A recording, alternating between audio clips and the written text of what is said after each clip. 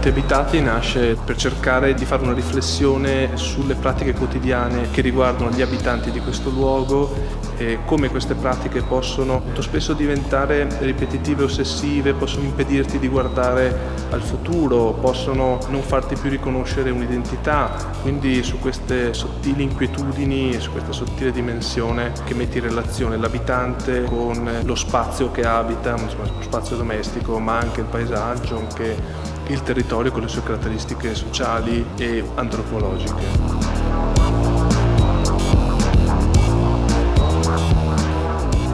Questo secondo appuntamento di Future Landscape, generatasi a Forte Marghera, Parco del Contemporaneo, e poi reinterpretata in 2 stazioni qui a Dolomiti Contemporanee. 7 sono le prefigurazioni che abbiamo provato a dare del senso contemporaneo di paesaggio.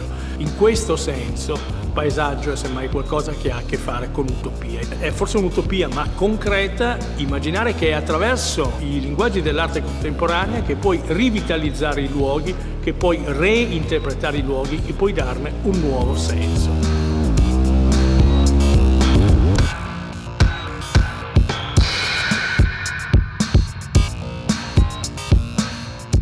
Con istruzioni d'uso, Filippo Berta ha voluto portare alle estreme conseguenze la figura dell'alpino, chiedendo agli alpini di giocare con quelle che sono le proprie armi. La performance che lui ha ideato per le Dolomiti Contemporanee e che coinvolge il Circolo Alpini di Taibona Gordino mette in scena in maniera anche ludica come sia possibile capovolgere e mettere sottosopra le idee che noi abbiamo sugli strumenti anche di guerra che ci stanno vicini.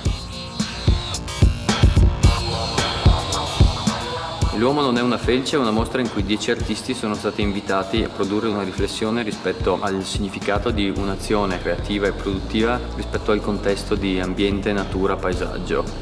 La natura, nella sua libera vitalità irrefrenabile, non concede alcuno spazio a un'interpretazione critica di se stessa. L'uomo può una cosa ulteriore rispetto alla natura. Il secondo grado di ciò che è e può l'uomo è costituito dall'azione critica in ciò artificiale che gli può intentare. L'opera che produce viene a essere qualcosa di diverso da un puro prodotto di natura.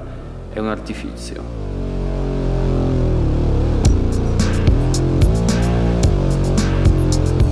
Volevo fare un lavoro che facesse parte del posto. Per quello mi sono guardato intorno e ho visto quel montagnier e praticamente non ho fatto altro che prendendo 1600 metri di verticale e arrotolarla che diventa una palla. Praticamente cambiando con questo la verticale, che è una cosa molto importante nell'alpinismo, diventa sfera. Per quello volevo estendermi al massimo di quello che potevo e portandolo l'opera che dall'esterno arriva verso l'interno e anche viceversa.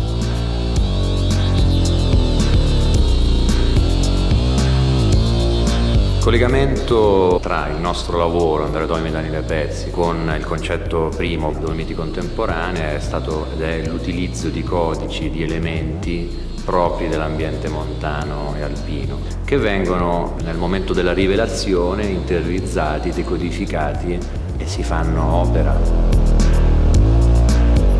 Abbiamo avuto questa opportunità di lavorare in un posto anomalo per le consuetudini di una galleria.